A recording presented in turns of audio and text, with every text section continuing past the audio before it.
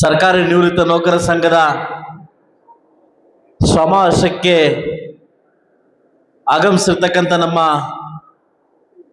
ರಾಜ್ಯ ಅಧ್ಯಕ್ಷರಾಗಿರ್ತಕ್ಕಂಥ ಭೈರಪ್ಪಣ್ಣವರೇ ಹಾಗೂ ನಮ್ಮ ತಾಲೂಕು ಅಧ್ಯಕ್ಷರಾಗಿರ್ತಕ್ಕಂಥ ನಿಮ್ಮನ್ನ ರಿಟೈರ್ಡ್ ಅಂತ ನಂಬದೇ ಇಲ್ಲ. ರಿಟೈರ್ಡ್ ನಂಬಕ್ಕೆ ಆಗಲ್ಲ. ಅವ್ರು ರಿಟೈರ್ಡ್ ತರ ಒಳ್ಳೆ ಹುಡುಗನ ತರ ಕಾಣಿಸ್ತಾವ್ರಿ. ನನ್ನ 44 ನಿಮ್ಗೆ 45 ವರ್ಷ ಹಂಗೆ ಕಾಣಿಸ್ತಾ ಇದ್ದೀವಿ. ನಮ್ಮ ಜನಾರ್ದನವರೇ ಹಾಗೂ ನಮ್ಮ ಎಸ್ ವಿ ಆಂಜಪ್ಪಣ್ಣವರೇ, ರಂಗೇಗೌಡ್ರೆ, ನಮ್ಮ ಎಂ ಎಸ್ ಆನಂದಪ್ಪಣ್ಣವರೇ, ಮುನಿಯಪ್ಪಣ್ಣವರೇ ಹಾಗೂ ಎನ್ ಗೋವಿಂದಪ್ಪಣ್ಣವರೇ, ಜಯರಾಮ್ ರೆಡ್ಡಿ ಸರ್ ಅವರೇ, ನಂಜುಂಡಪ್ಪ ಅವರೇ ಹಾಗೂ ವಿಶೇಷವಾಗಿ ನಿವೃತ್ತ ನೌಕರಂದ್ರೆ ಇಲ್ಲಿ ಕೂತಿರ್ತಕ್ಕಂಥ ನನ್ನ ತಂದೆ ತಾಯಿ ಸಮಾನರು. ಆ ವಯಸ್ಸಲ್ಲಿ ನೀವು ಕೂತಿದ್ದೀರಿ.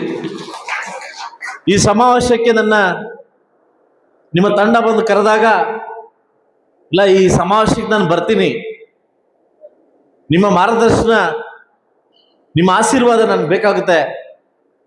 ಬಹುಶಃ ಇವತ್ತು ಈ ಸಮಾವೇಶಕ್ಕೆ ಒಂದು ಹಬ್ಬದ ವಾತಾವರಣ ಇರಲಿ, ಹಬ್ಬದ ಔತಣಕೂಟವನ್ನು ಅರೇಂಜ್ ಮಾಡ್ತೀನಿ ನಾನು. ಇದ್ಯಾರು ಬರೆಸ್ಬೇಡಿ. ಇವತ್ತು ಬರ್ತಕ್ಕಂಥ ನನ್ನೆಲ್ಲ ನಿವೃತ್ತ ನೌಕರರ ಸಂಘದ ನನ್ನ ತಂದೆ ತಾಯಿಗಳಿಗೆ ಊಟ ಬಡಿಸುವಂತಕ್ಕಂಥ ಒಂದು ಏನು ಸಂದರ್ಭ ನಂಗೆ ಸಿಗಲಿ ಅಂತ ಕೇಳ್ಕೊಂಡಾಗ ನನಗೆ ಮನಸ್ಫೂರ್ತಿಯಾಗಿ ಒಪ್ಕೊಂಡೆ. ಜೀವನದಲ್ಲಿ ನಾವು ಎಲ್ಲೆಲ್ಲಿ ಹೇಗಾಗೋ ಏನನ್ನ ಎಲ್ಲೆಲ್ಲ ಕಳ್ಕೊಂತೀವಿ. ಆದರೆ ನಾನು ಮುಳಬಾಗಿಲು ತಾಲೂಕು ಬಂದಾಗ ತಾವು ಕರೆದು ನನಗೆ ಕೊಟ್ಟಿರ್ತಕ್ಕಂಥ ಕೆಲವು ಸಲಹೆಗಳು ತುಂಬ ಅದ್ಭುತವಾಗಿದೆ. ಬಹುಶಃ ನಾನು ನಮ್ಮ ನಿವೃತ್ತ ನೌಕರರ ವರ್ಷಕ್ಕೊಮ್ಮೆ 2 ಬಸ್ ಮಾಡಿ ನಿಮ್ಮನ್ನ ಟೂರ್ ಕಳಿಸ್ತಾ ಇದ್ದೆ.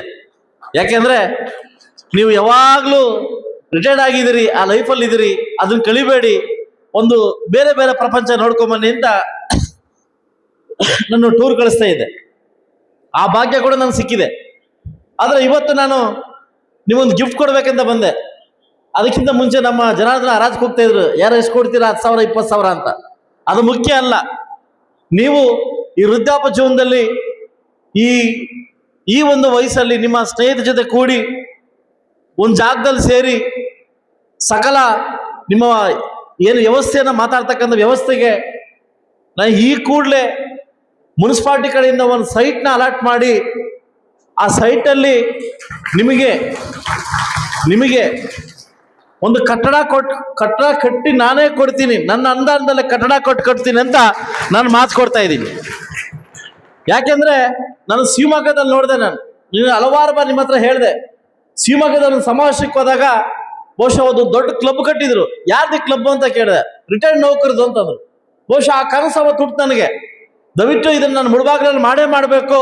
ನನ್ನ ನಿವೃತ್ತ ನೌಕರರು ಕೂತ್ಕೊಳ್ಳೋಕೆ ಒಂದು ಜಾಗ ಬೇಕು. ಅವರು ಇನ್ನು ತಪ್ಪಲಿಕೊಂಬೇಡಿ, ಅವರು ಅರಟೆ ಹೊಡ್ಲಿಕ್ಕೆ ಒಂದು ಜಾಗ ಬೇಕು ಅಂತ ನಾನು ಡಿಸೈಡ್ ಆದೆ. ಯಾಕೆ ಹೇಳಿ, ನೀವು ಕೂತ್ಕೊಂಡು ಮಾತುಗಳು ಹೇಳ್ತಕ್ಕಂಥ ಜಾಗ ಬೇಕು.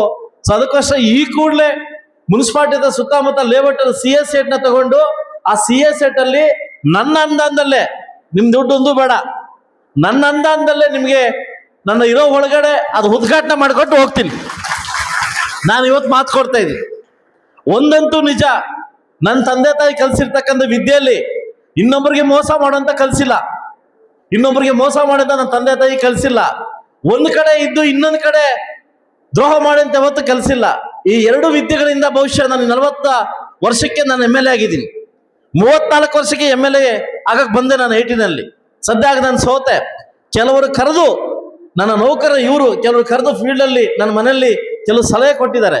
ಈ ಸಲಹೆ ಎಲ್ಲ ಹೋಗುವಂತ ಪ್ರತಿ ವರ್ಷ ಕೂಡ ನಿಮ್ಮ ಹತ್ರ ಕೂತ್ಕೊಂಡು ಕೆಲವು ಸಲಹೆ ತಗೊಂತಾ ಇದ್ದೀನಿ. ಆ ಭಾಗ್ಯ ನನಗೆ ಸಿಕ್ಕಿದೆ.